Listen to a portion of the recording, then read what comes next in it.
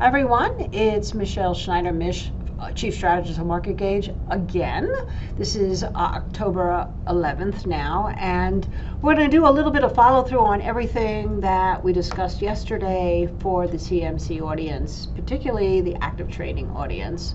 So we're going to cover yen, USD pair. We'll look at oil, gold, natural gas, silver, and just have a very brief conversation about the events of the day. So before we get into this dollar-yen situation, so today what happened? We got the minutes that came out from the Fed. Well, it was really basically a non-event because the yields were already softening coming into today.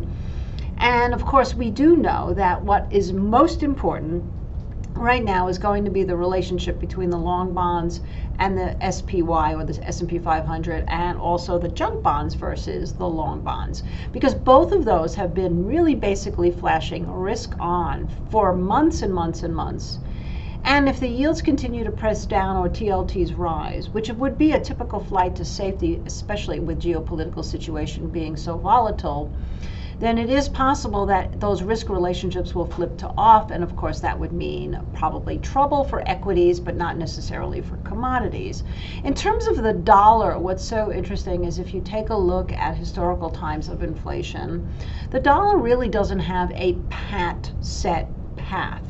But if we just look at the dollar as the DXY exclusive to where it's trading right now, yesterday we talked about a little bit that it had a breakdown under 105.50, and that level kind of held up tight today.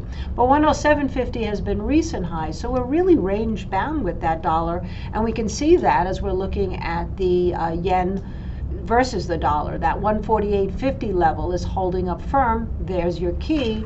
And on the flip side, of course, if it can take out these levels here or around 149.30, we can even say a little bit higher, maybe 149.50, that would also be your indication that the dollar is about to get stronger. But this is very short-term moves. What you can really see here is how much sideways action there is, which is why $1 range before we really know, or $2 range in the pure dollar play, is really kind of what we have to look for, which way it breaks, up or down. Okay, let's move on to gold. So we had another up day in gold, follow through on that gap that we were talking about, that gap low that I mentioned to you, you don't want to see break down beneath, which is at 1857.50. So that's D's gold. So that, keep that number in your mind. Also, 1865 we mentioned was pivotal, and of course you can see now we're starting to get closer to what we thought would be that first level of resistance at between really 1880, 1895, and of course 1900 being a nice round number.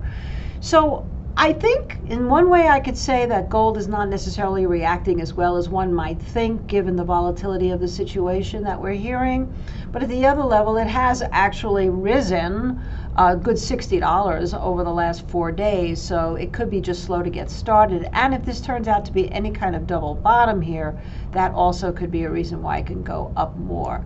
So just looking very near term, again, that 1865 would be my ultimate place of support. If we look at the low of today, it also happens to match close enough to the low of this day right here. So that low would be 1874. So 1874, then 1865, those are your levels. Under 1857, then I would imagine this gap would get filled. That would not be bullish. On the upside, of course, we can get through this 1890, and then 1895 and 1900. I think that not only means that gold might have bottomed and can continue to go higher, but it also means that could happen at a much more escalated pace than what's happening right now. So where would the next stop be? Obviously 1920, and you're looking at these two moving averages at 1940. We get back through those, kind of like what we saw in other commodities where they get a death cross and then they move above those moving averages. That move becomes explosive. And looking here at silver chart, actually interestingly enough, I did a little research today into the silver gold ratio, or I should say gold to silver ratio, and we are above 80. When it's above 80, generally two foods of thought. Now, this is not necessarily the only relationship, but interesting to mention is that over 80, it favors the silver as the better buy, and under 80, then would be gold, or maybe really even under that. It would say like 60 to 80. So right now we're over 80. We're about 85, 86 on that ratio, which means that silver is favored here. And also, of course, that could be another early sign of more inflation based on a chaotic situation as opposed to just pure price, which, by the way, PPI came in hotter than expected, not surprising to us. And CPI probably will do the same thing tomorrow because it's now starting to bring into account the rising prices we've seen lately, particularly in the energy and the oil. Now, looking pure at silver right here, again, we get through 22.28, then I think that means that we're already proving that this is basing out and can move higher. Of course, your next price that you would be looking at here would probably be closer to this level, hit 2260. We get above 2260, this thing should continue to rocket. So remember that 2228, but also in terms of support and where I would flip the bias to more negative at this point would probably be a break of 2190. We break down under 2190. I think I mentioned to you yesterday 2160 would be my bottom line in the sand. We break down under that, then for whatever reason, it looks like silver will start to go back down. The other interesting thing here, again, is sort of a double bottom here. And even though you can say, well, we've had lower highs, which we have, which is somewhat negative, that move seems to be made. And remember, silver and gold, like oil, are very emotional commodities. So if things heat up as they look like they're going to do in the Hamas war with Israel, and we get other countries involved in particular, then yeah, you'll see both of these metals fly. Let's take a look at oil. So I did a whole article for my daily tonight, which you can find on our website, marketgauge.com, or on social media, on X, under @MarketMinute, plus a bunch of places reposted. But essentially, it's all about oil. Now, I focused on USO, because a lot of people do not trade futures here in the US. But I will say that if you look at the USO chart, it is broken out over an 80-month moving average. And I've talked to you about that 80-month moving average through how important a level it's been in the small caps and the retail that held it, because if that level breaks, which is 170 if we're looking at IWM, then I think we're really starting to feel the pinch of so many different headwinds, and the economy could really come to a bigger screeching halt than it already has been, considering that there are still pockets of a lot of growth, particularly the labor market. But just like it just barely held in the small caps and now has created this bounce, which we'll see if it continues or not, it has cleared after years and years and years and years. And when I say years and years and years, I'm talking about going back 2008, where it's been under the 80-month, except for a brief moment in time in the beginning of 2022, until the Fed started to become more aggressive with rates. So it's been 3 months now above that level. And so that gives me a bias that when you get a trend breakout based on a 6 to 7 year business cycle that really has lasted 15 years in this case, that is a very powerful trend changer, and if it comes to pass, it means we can expect much higher oil prices for whatever those reasons that might emerge.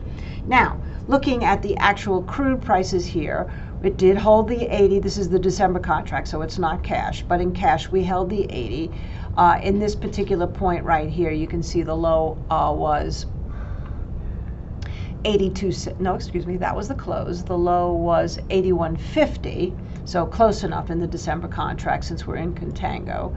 And now it's closed still under that 50-day moving average. So what I'm thinking now is after holding 80, especially looking at USO, if USO can get back over 76 and the crude oil futures can get back over 86 would be my level. And I think it's based on the fact that if you take this high right here and a couple of the opens and closes right here, 86 is a good spot. Through 86, then I think that the oil market can continue to go up, particularly if you look at this entire formation, which looks very bottoming and very bullish. And as I had mentioned to you, I thought the breakout was over 80 and not over 90 like many other people thought. If this really gets going, I looked back in some history, and there's no reason why, if things go from bad to worse geopolitically, we can't see 110 to even 130 very quickly. And finally, let's take a look at natural gas.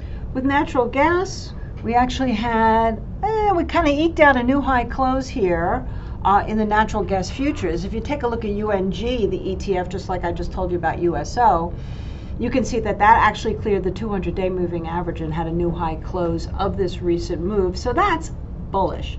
Of course, we can look at the fundamentals, the pipeline leak, what's going on in the Middle East, of course, is going to be a factor.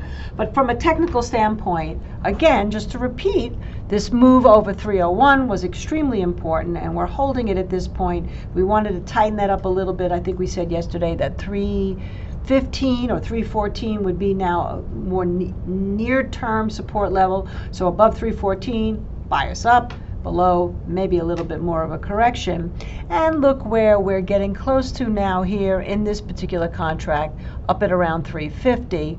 If we can get through these highs right here, which the highs was 347, we can get through that. Then we have to go back a little bit here to see where that is in terms of next resistance. And I would say your next really biggest resistance maybe would be up around 380, and then above that, of course, we're back to looking at that magical number of 4.